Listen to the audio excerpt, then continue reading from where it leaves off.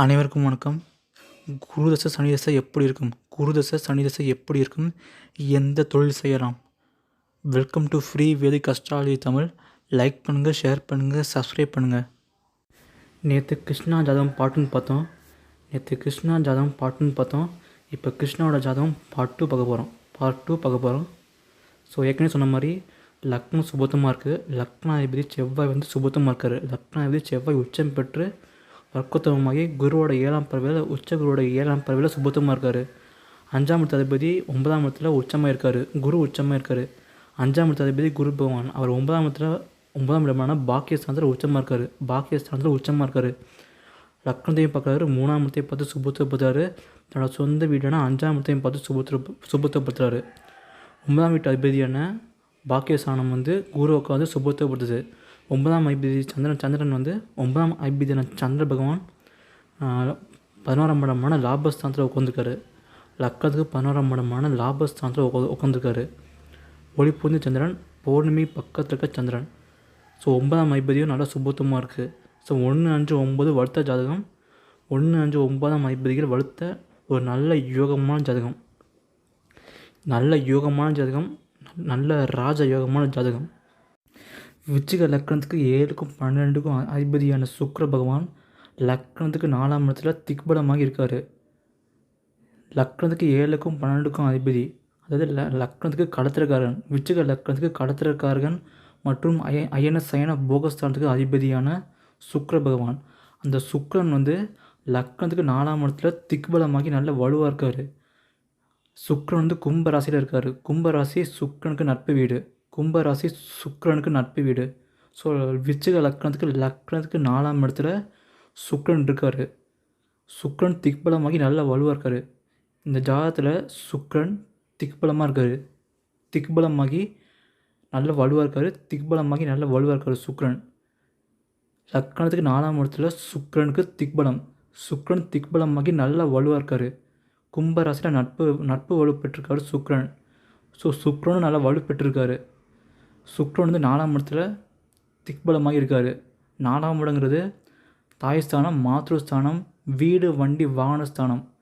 வீடு வாங்குறது, வண்டி வாங்குறது எல்லாம் குறிக்கக்கூடியது 4ஆம் பாவம். ஸோ நல்ல சொகுசாக இருக்கக்கூடியது ஸ்தானம், சுகஸ்தானம். நல்ல சொகுசாக இருக்கக்கூடிய ஸ்தானம் தான் 4ஆம் இடம். உங்களுக்கு 4ஆம் இடம் சுபத்துவமாக இருக்குது. அது மட்டும் இல்லாமல் இந்த பட்டப்படிப்பு, இந்த உயர்கல்வி +2, இந்த யூஜி படிப்புலாம் குறிக்கக்கூடியது 4ஆம் இடம். ஸோ உங்களுக்கு 4ஆம் இடம் சுபத்துவமாக இருக்குது. ஸோ லக்னத்துக்கு 4ஆம் இடம் கும்பராசி. அந்த கும்பராசியில் சுக்கிரன் உட்காந்துருக்காரு. சுக்கிரன் திக்பலமாக இருக்கார். சுக்கிரன் திக்பலமாகி நல்ல வலுவாக இருக்கார். 4ஆம் இடம் சுபத்துவமாக இருக்குது. 4ஆம் இடம் உங்களுக்கு சுபத்துவமாக இருக்குது. ஸோ உங்களுக்கு நல்ல ஃப்யூச்சரில் வீடு வண்டி வாகனம்லாம் நல்லா கிடைக்கும். ஆடம்பரமான வீடு, ஆடம்பரமான வாகனம்லாம் கிடைக்கும் ஃப்யூச்சரில். ஸோ ஏன்னா 4ஆம் இடம் சுபத்துவம். லக்னத்துக்கு 7க்கும் 12க்கும் அதிபதியான சுக்கிரன் திக்பலமாக இருக்கார். சுக்கிரன் தான் சொகுசு கிரகம். சுக்கிரன் தான் ஆடம்பர கிரகம். சுக்கிரன் ஒரு சொகுசு கிரகம்.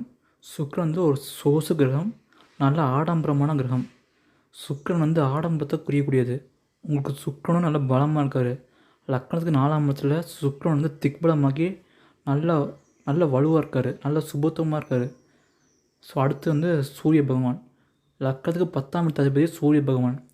லக்னத்துக்கு 6ஆம் இடத்துல போய் சூரியன் உச்சம் வராரு. பாவகிரகம் 3, 6, 10, 11 இருப்பது ரொம்ப நல்லது. பாவகிரகம் 3, 6, 10, 11 இருப்பது ரொம்ப நல்லது. உங்களுக்கு 10ஆம் இடத்து அதிபதி சூரிய பகவான். அந்த சூரிய பகவான் 6ஆம் இடமான வேலை ஸ்தானத்தில் சூரிய பகவான் உச்சமாக இருக்கார். நல்லா வலுத்திருக்காரு. உங்களுக்கு சூரியன் உச்சம், கூடவே புதன் கூட இருக்கார். ஸோ லக்னத்துக்கு 6ஆம் இடத்துல சூரியன் புதன் இருப்பது நல்லது தான். ஸோ லக்னத்துக்கு 10ஆம் இடத்து அதிபதி சூரிய பகவான். அந்த சூரிய பகவான் 6ஆம் இடத்துல உச்சமாக இருக்கிறது நல்லது. கூடவே புதனும் இருக்கார். அதுக்கப்புறம் சூரியன் வர்க்கோத்தமம். லக்னத்துக்கு 10ஆம் இடத்து அதிபதி சூரிய பகவான் வர்க்கோத்தமமாக இருக்கார். லக்னத்துக்கு 6ஆம் இடத்துல சூரிய பகவான் வர்க்கோத்தமம் பெற்று இருக்கார். இது ஒரு நல்ல அமைப்பு. சூரிய பகவான் வர்க்கோத்தமம் பெற்றுவது நல்ல அமைப்பு. ஸோ சூரியன் உச்சமாகி வர்க்கோத்தமமாக இருக்கார். சூரிய பகவான் நல்ல உச்சமாகி நல்ல வர்க்கோத்தமமாக இருக்கார். ஸோ சூரியனும் ஸ்ட்ராங்காக இருக்கார். ஸோ லக்னத்துக்கு 10ஆம் அதிபதி சூரிய பகவான் உச்சமாகி வர்க்கோத்தமாக இருப்பது ரொம்ப ரொம்ப நல்ல அமைப்பு. சூரியனும் நல்ல பலமாக இருக்கார். அடுத்து இந்த விருச்சிக லக்னத்துக்கு அவயோகியான புதன் பகவான். இந்த விருச்சிக லக்னத்துக்கு மிகப்பெரிய அவயோகர் புதன் பகவான். அவர் 8ஆம் அதிபதி 6ல் மறைவது ரொம்ப ரொம்ப நல்லது. இந்த விருச்சிக லக்னத்துக்கு மிகப்பெரிய எதிரி புதன் பகவான். இந்த புதன் பகவான் 6ல் மறைகிறது ரொம்ப ரொம்ப நல்லது. இந்த விருச்சிக லக்னத்துக்கு புதன் வந்து உச்சமும் ஆகக்கூடாது, ஆட்சியும் அடையக்கூடாது. இந்த புதன் வந்து இந்த விருச்சிக லக்னத்துக்கு புதன் வந்து 6ல் மறைவது ரொம்ப ரொம்ப நல்லது. 6ல் மறைஞ்சு ஓரளவு வலுவாக இருப்பது ரொம்ப ரொம்ப நல்லது. இந்த விருச்சிக லக்னத்துக்கு புதன் வந்து ஆட்சி பெறக்கூடாது, உச்சமும் பெறக்கூடாது இந்த புதன் பகவான். இந்த புதன் பகவான் வந்து 6ல் மறைகிறது நல்லது. அப்புறம் சந்திர அதியோகம் இருக்குது இந்த ஜாதகத்தில் சந்திர அதியோகம் இருக்குது. இந்த ஜாதகத்தில் சந்திர அதியோகம் இருப்பது சிறப்பு. இந்த ஜாதகத்தில் சந்திர அதியோகம் இருக்குது.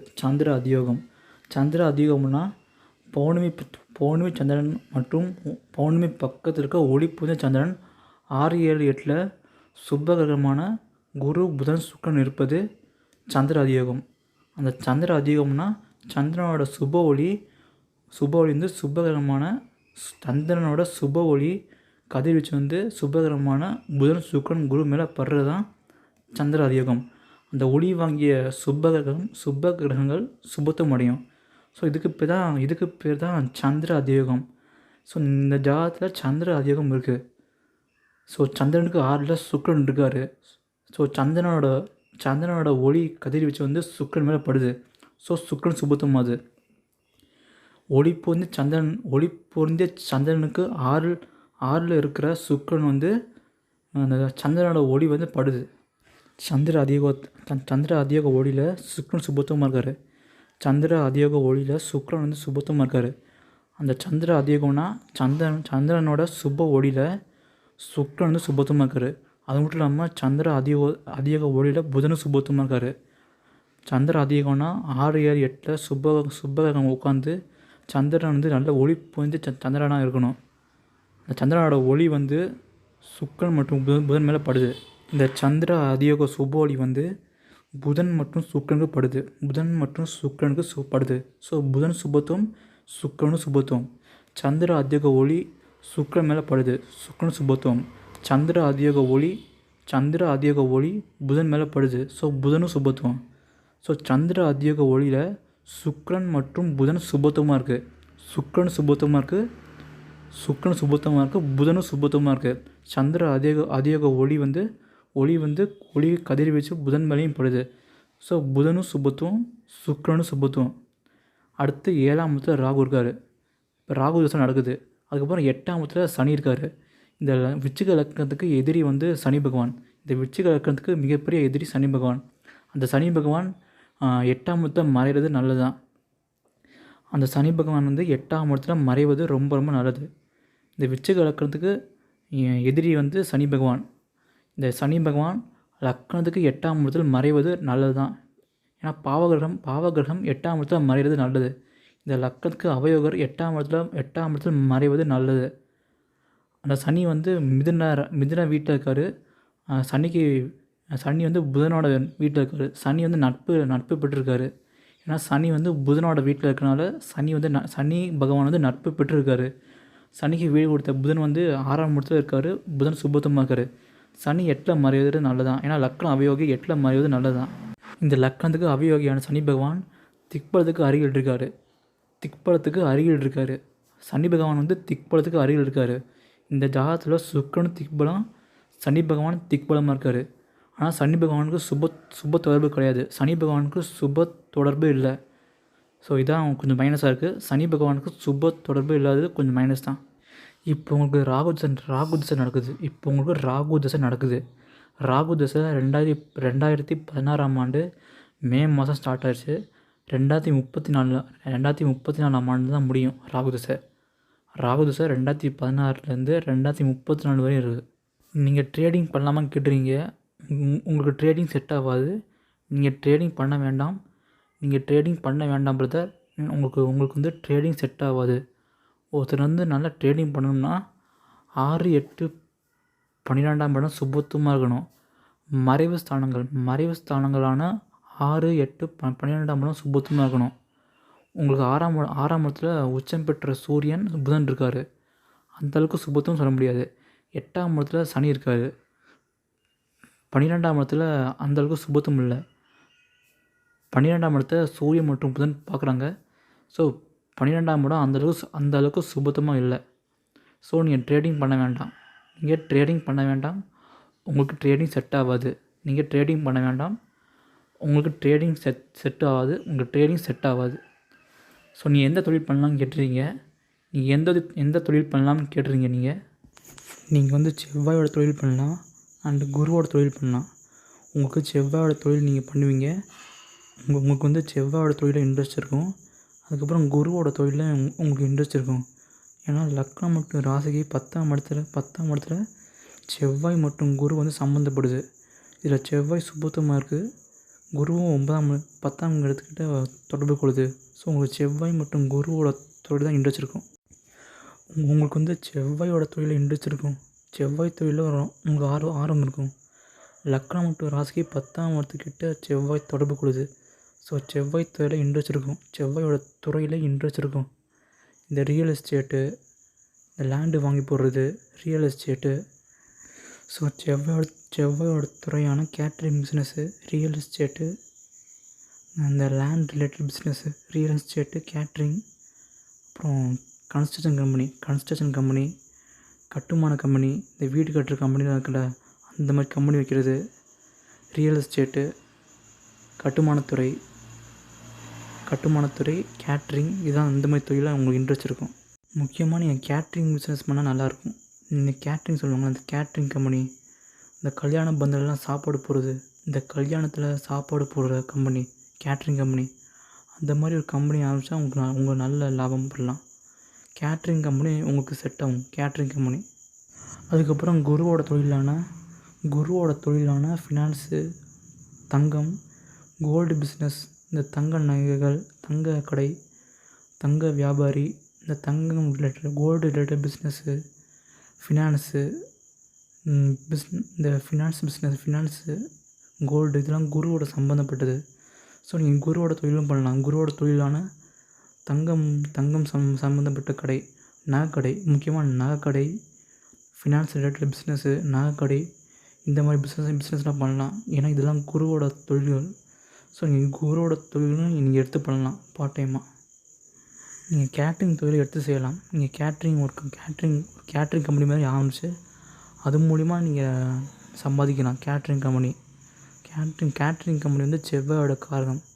அதுக்கப்புறம் குருவோட தொழிலை நீங்கள் எடுத்து பண்ணலாம். குருவோட தொழிலான தங்கக்கடை, நகைக்கடை, ஃபினான்ஸு, அது மூலிமா நீங்கள் பிஸ்னஸ் பண்ணலாம். செவ்வாய் மற்றும் குரு தான் உங்களுக்கு வந்து கேரியர் கிரகம், நல்ல சுபத்துவமான கிரகம், 10ஆம் இடத்துக்கிட்டே தொடர்பு கொள்ளுது. ஸோ நீங்கள் செவ்வாய் அண்டு குருவோட சம்மந்தமான தொழில் தான் உங்களுக்கு இன்ட்ரெஸ்ட்டாக இருக்கும். உங்களுக்கு செவ்வாயோட தொழிலும் இன்ட்ரெஸ்ட்டாக இருக்கும். செவ்வாய் சம்மந்தமான தொழில்களும் உங்களுக்கு இன்ட்ரெஸ்ட்டாக இருக்கும். குரு சம்மந்தமான தொழில்களையும் உங்களுக்கு நல்ல இன்ட்ரெஸ்ட் இருக்கும். ஸோ ராகுவுக்கு வீடு கொடுத்த சுக்கிரன் வந்து திக்பலமாக இருக்கார். ஸோ ராகுக்கு வீடு கொடுத்த சுக்கிரன் வந்து திக்பலமாக இருக்கார். ஸோ நீங்கள் எப்போ பிஸ்னஸ் ஸ்டார்ட் பண்ணுறீங்கன்னா இந்த ராகு தசை சூரிய புத்தியில் ஸ்டார்ட் பண்ணுங்கள். உங்கள் பிஸ்னஸ் வந்து ராகு தசை சூரிய புத்தியில் ஸ்டார்ட் பண்ணுங்கள். ராகு தசை சூரிய புத்தி 2030 ஸ்டார்ட் பண்ணுங்கள். 2030 ஸ்டார்ட் பண்ணுங்கள். ராகு தசை சூரிய புத்தியில் உங்கள் பிஸ்னஸை ஸ்டார்ட் பண்ணுங்கள். ராகு தசை சூரிய புத்தியில் உங்கள் பிஸ்னஸை ஸ்டார்ட் பண்ணுங்கள். ராகு தசை ஓரளவு நல்லாயிருக்கும். அடுத்து வரப்போகிற குரு தசை ரொம்ப ரொம்ப சுபத்துவமான தசை, ரொம்ப நல்ல தசை, நல்ல சுபத்துவமான தசை. உங்களுக்கு குரு தசை ரொம்ப யோகமான தசை. ஏன்னா குரு வந்து லக்னத்துக்கு மிகப்பெரிய யோகாதிபதி குரு பகவான். அந்த குரு பகவான் 2க்கும் 5க்கும் அதிபதி. குரு பகவான் 9ஆம் இடத்துல பாக்கியஸ்தானத்தில் குரு பகவான் உச்சமாக இருக்கார். ஸோ குரு பகவான் நல்ல தசையும் நல்ல யோகமான தசை, நீங்கள் நல்லா சம்பாதிப்பீங்க. லக்னாதிபதி செவ்வாயோட தொடர்பையும் பெறாரு குரு பகவான். ஸோ குரு தசை லக்னாதிபதியோட தொடர்பு பெறாரு. ஸோ குரு தசை நல்ல யோகமான தசை. குரு தசையில் நீங்கள் நல்லா சம்பாதிப்பீங்க. நல்லா இருக்கும் குரு தசை. உங்களுக்கு குரு தசை 2034 ஸ்டார்ட் பண்ணுது, 2050 முடியுது. ஸோ நீங்கள் குரு தசையில் நீங்கள் நல்லா சம்பாதிப்பீங்க. நீங்கள் நிறைய நிறைய சம்பாதிப்பீங்க, லட்சங்களை சம்பாதிப்பீங்க. குரு தசை நல்ல யோகமான தசை உங்களுக்கு. ஸோ 2ஆம் வீட்டு அதிபதி உச்சமாக இருக்கார். ஸோ நீங்கள் நல்ல தனம் வரும், நல்ல வருமானம் வரும், நல்ல தனம் வரும். 5ஆம் வீட்டு, ஸோ 5ஆம் வீட்டு ஆதிபத்தியமும் நல்லா செய்யும்.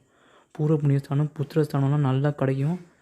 ஸோ நல்ல பூர்வ புண்ணியம், நல்ல புத்திரர்கள், நல்ல தனம். ஸோ நீங்கள் குரு தசையில் நீங்கள் நல்லா சம்பாதிப்பீங்க. குரு தசை ஒன் ஆஃப் த ராஜயோக தசை. குரு தசை உங்களுக்கு ராஜயோக தசை. நீங்கள் குரு தசையில் நல்லா சம்பாதிப்பீங்க. நீங்கள் குரு தசையில் நீங்கள் நல்லா சம்பாதிப்பீங்க. குரு தசை ஒன் ஆஃப் த ராஜயோக தசை. ஸோ நன்றி, வணக்கம்.